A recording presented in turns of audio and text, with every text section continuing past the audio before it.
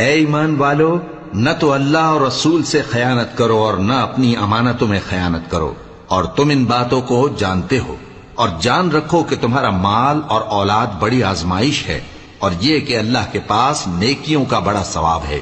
مومنو، اگر تم اللہ سے ڈرو گے تو وہ تمہارے لیے حق و باطل کا فرق ظاہر کر دے گا اور تمہارے گناہ مٹا دے گا اور تمہیں بخش دے گا، اور اللہ بڑے فضل والا ہے۔ اور اس وقت کو یاد کرو جب کافر لوگ تمہارے بارے میں چال چل رہے تھے کہ تم کو قید کر دیں یا جان سے مار دیں یا وطن سے نکال دیں،